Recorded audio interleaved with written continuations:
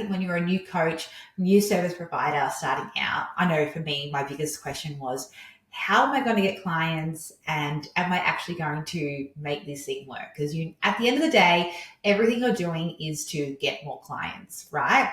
And what I've learned is you don't want to get just any clients. You want to find the right clients. And I've made this mistake so many times in my business where I'm like, I just need to get clients in. I just want to make money. Whenever I'm in that lack energy, I attract the wrong clients, and it's really hard to get yourself out of those contracts when you've already got them in place with clients. Because let me tell you right now, there is nothing worse than being stuck working with a client that you do not enjoy working with. No amount of money in the world could make me work with the wrong clients. But I can only say that now after I've been through experiences of working with the wrong client. And it's so true what they say. A $500 client is going to be way more work than a $5,000 client. A $5,000 client is just going to be like, yep, approved. I totally trust you. And, trust that they've hired you to be in your genius and carry out what it is to do. Those $500 clients, they will scrutinize absolutely everything. They will disagree with you along the way. They will question everything because they're holding on so tightly to that investment. It's such a big deal for them. And they're not your ideal clients, right? And that's not to say someone with less money to invest is going to be more difficult than someone with more money to invest. I'm not saying that at all. I'm saying that when you are in that mode of attraction and using the law of attraction in your favor, and you're in that really abundant energy and you're charging what you're worth and you're attracting those clients that can see you and see your worth and see what you bring to the table. They see that you are the whole damn table, right? They're the ones that are going to trust in you. And what your job is to do is to build a know, like, and trust factor. But your ideal client, your clients don't care if you're building the know, like, and trust factor, right? What they want is to be seen, heard, and understood. So when it comes to attracting your ideal clients and ideal clients only and filtering out the wrong clients, the number one thing to remember is to help them feel understood. And by feeling understood, I'm talking about communicating to them the very specific experiences, the very specific problems they have, and how you can help solve them. I work with a lot of business coaches, right? I love working with the business coaches. I naturally have a lot of business coaches in my circle because I guess like attracts like. But each of those business coaches have very specific specialties. One is a business coach that helps e-commerce brands. So her ideal clients are e-commerce clients. She helps them get their products into retail stores, all right? She couldn't work out why her ads weren't working. And this is what happens with a lot of my clients, right? A lot of my clients were coming to me for the ads specialty, but really what they actually need is a messaging overhaul. And that's why your messaging is so, so important, because it goes across every single touch point. And messaging is not only energetic, but messaging is your marketing, right? Marketing is messaging.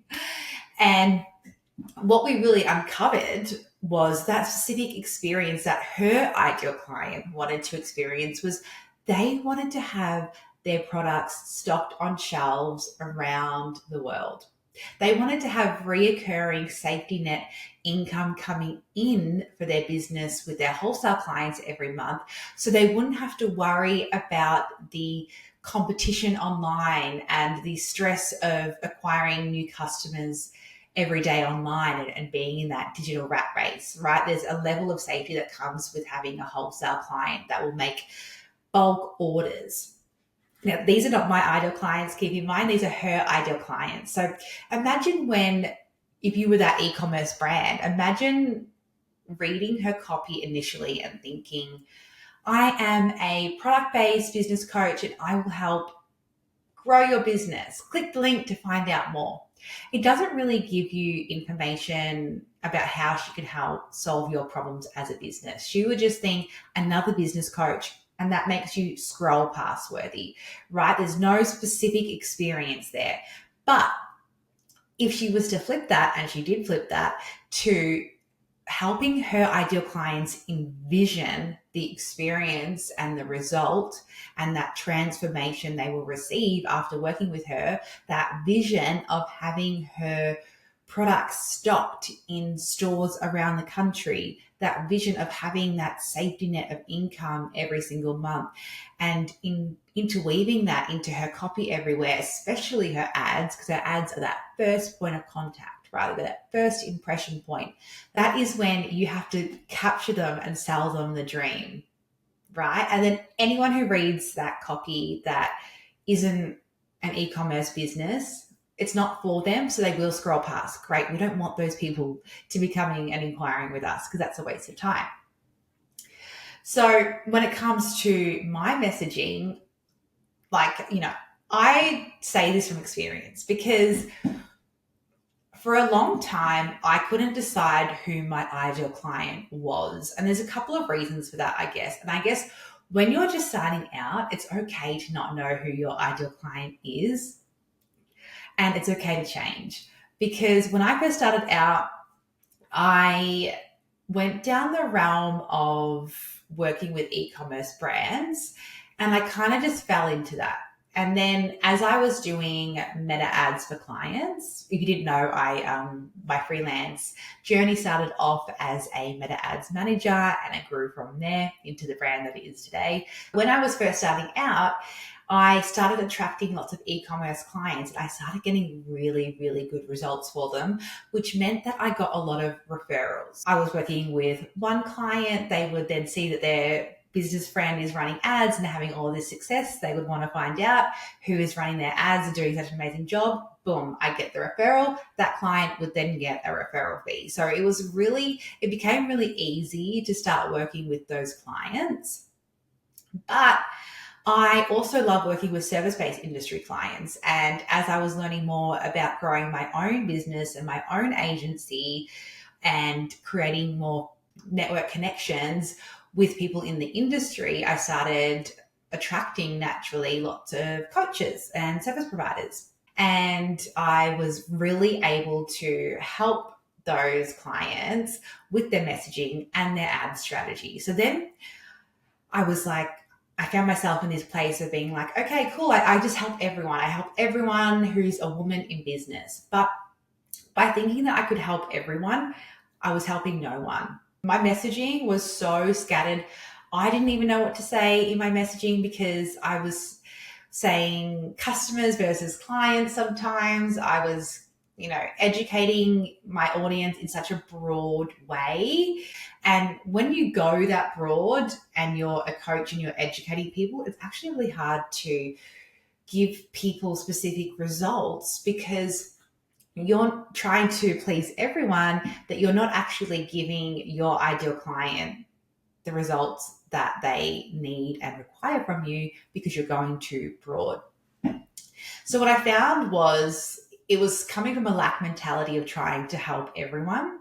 And I realized that just because I can help everyone, it doesn't mean I should, because I'm going to be stretched too thin and there's got to be no potency in my message, right? Can you relate to that? Like you might think, oh, I help women. Oh, but I also want to help men too. But I help people, of all stages of business, and I help people that have just started in business, but then I also help people that are really far along as well, right? That was me. I was getting great results for clients in e-commerce. I started to get good results for my clients that were online coaches, and I found myself in this really muddled up business, and it was really hard to create offers. It was really hard to create content. It was really hard to communicate what I do and have my I help statement because it was so all over the place. And I am multi-passionate. I am multi-skilled.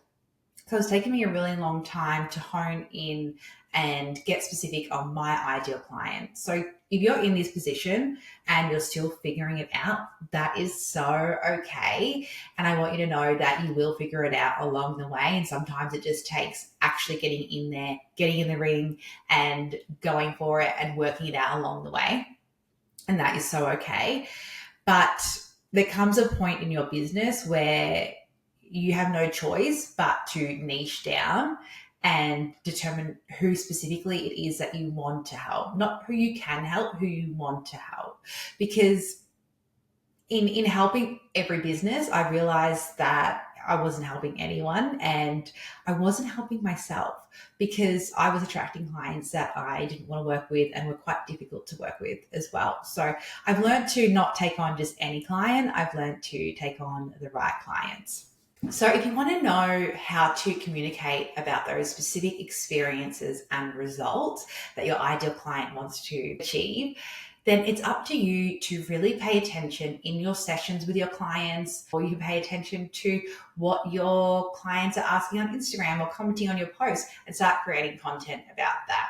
To give you an example, a couple of days ago, I was on a power hour session with a client who was just starting out in business. He said that he's been having a lot of sales calls and a lot of calls with people, but he's finding out that the people that are jumping on calls with him aren't necessarily the right clients.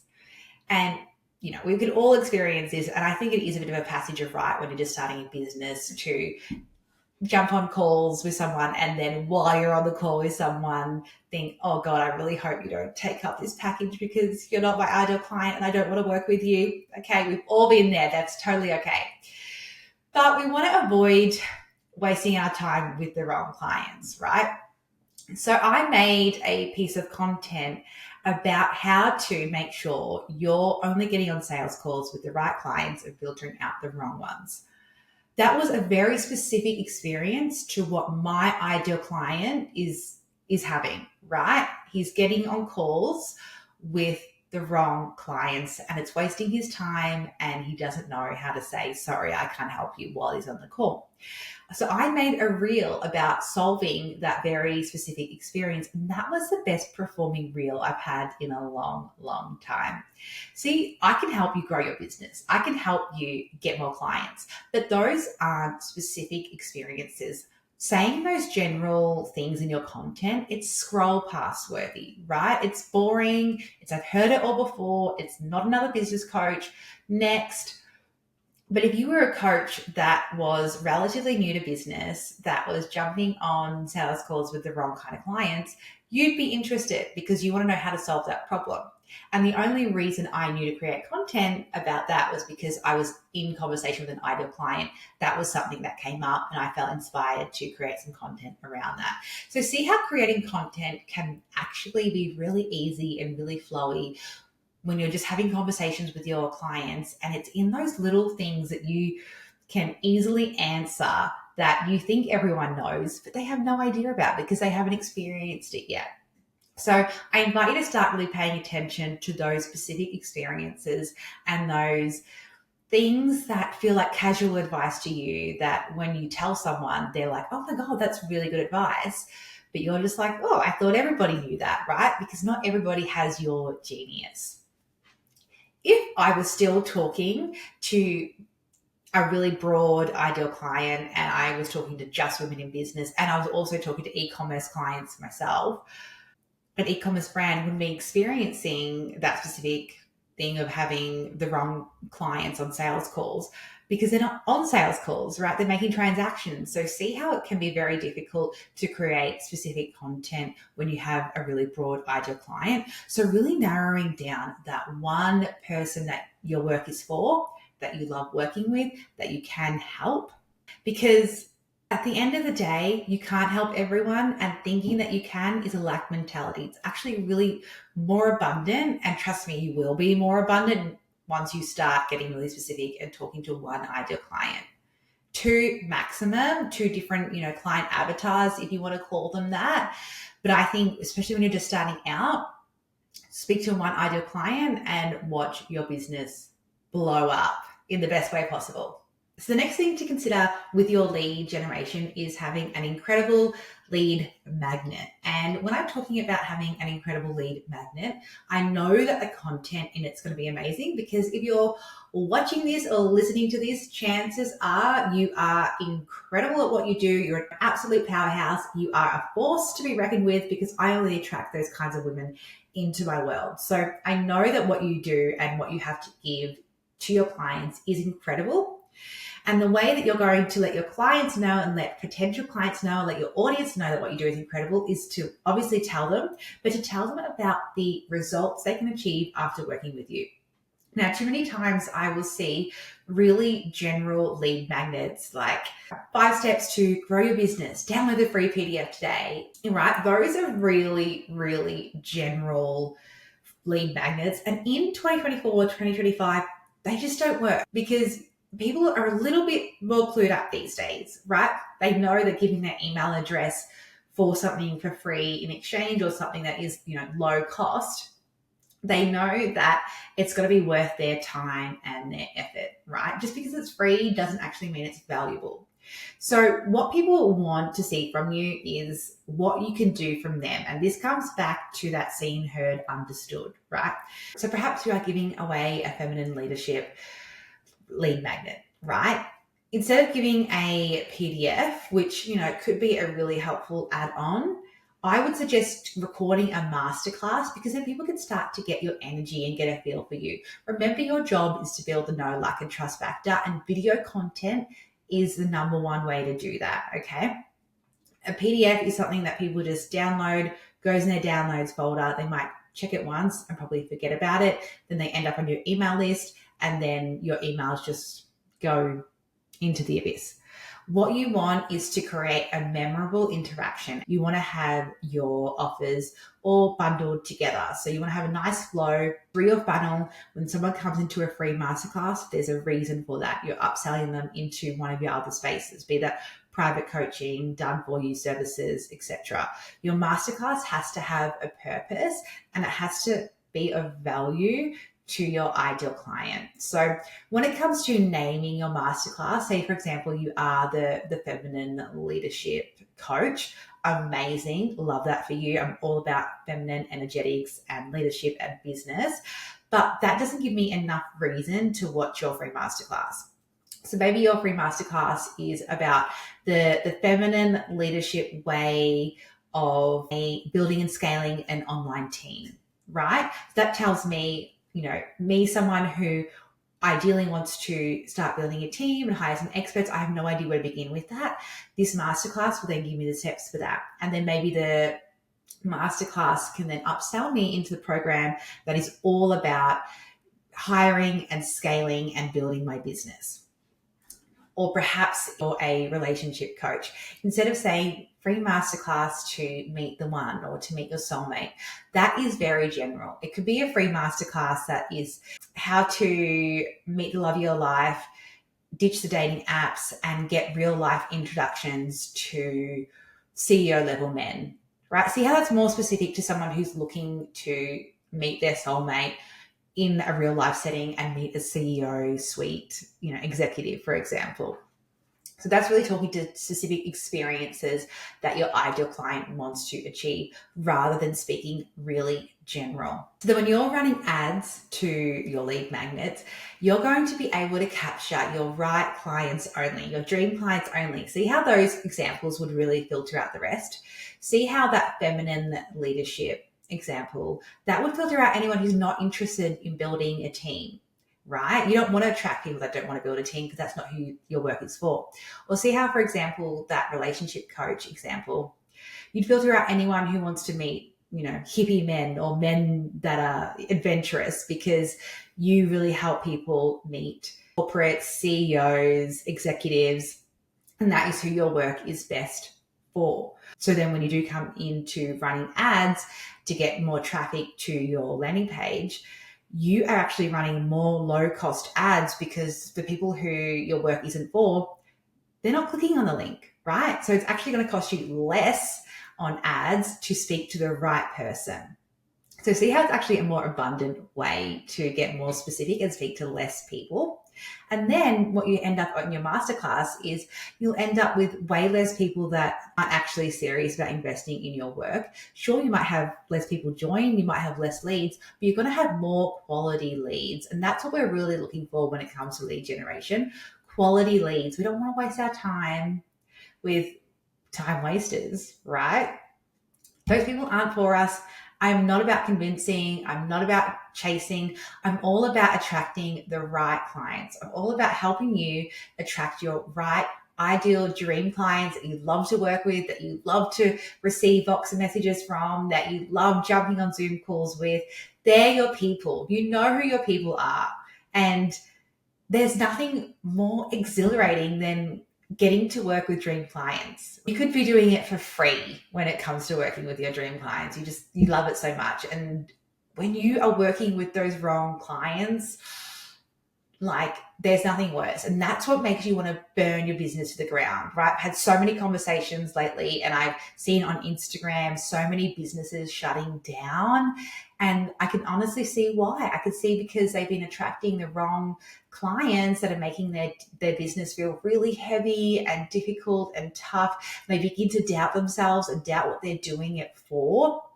And it leads them to wanting to shut down their business rather than being in the vortex, being on that high flying disc, as Abraham Hicks would say, knowing you're making an impact, creating that community, feeling so in love with your business. Like that's what I'm here for. And that's what I know you're here for. And I'm so excited that we're going to be able to create this together as I continue to build out this podcast, because I just know what I have coming is going to blow your mind. It's going to change your life, because the conversations I'm having right now and the clients that I'm helping that are just so excited about what I have to offer and how I can help their business. And this work exactly. All right. Don't just listen to this podcast and not implement it, because this stuff can change your business. I'm giving it all away right now. I'm really, really excited. And you know what else is awesome about doing this work is that when you meet people in networking events, you know how sometimes it can be like you meet someone that you're like, hey, what do you do? And then they'll just ramble on for about 10 minutes about what they do and how they help their clients achieve X, Y, Z. And you're like, wow, that's amazing, but I have no idea what you said. And I just kind of wanted the general gist. And I have no idea who you can actually help and what you can actually do. But love the enthusiasm, right? We've all been there. We've all been that person. Now we're just talking, or like, why am I still talking? Because you're actually so nervous, because you actually haven't really sat down and taken the time to figure it out, what you do and who you help. So I really invite you to actually take notes, actually do this work and really refine who your ideal client is. What are their deep down desires that you can help them achieve and uncover and unlock? What are the specific experiences that they desire to create in their life or their business? Because you know the answers. And when you come up with those, those statements, that is when someone asks you what you do, you can just, bam, you can just tell them exactly what it is, and they'll be like, wow, damn, I actually need that. Like for me, I help you raise your visibility and your frequency to land more clients and make sales on autopilot. Oh, doesn't that sound so exciting? Like there's that energetics part of it, and then there's that sales on autopilot and landing more clients, but there's also curiosity in there. It's like, how do you help people do that? Rather than me saying, I'm a business coach, right? Having those points of difference where people can, get a bit curious about what you do and have those conversation starters, but also speaking about the end result. Because whenever I give that statement to someone, they're like, oh, help me land more clients. Oh, make sales on autopilot. They're really interested in that, right? Just know that we're all figuring it out along the way, and it's constant work, it's constant evolution. And it's okay to change. So don't be afraid of getting specific and niching down, because if you decide to change 3 months down the track, then that's fine. No one's going to hold it against you, right? I hope you have loved this episode, and I will see you next time on the Marketing and Manifestation podcast. And if you love this episode, please, please, please leave me a review. I would love that so much. I have no reviews currently and would really appreciate just one. That would be amazing. Thank you so much, and I'll see you next time.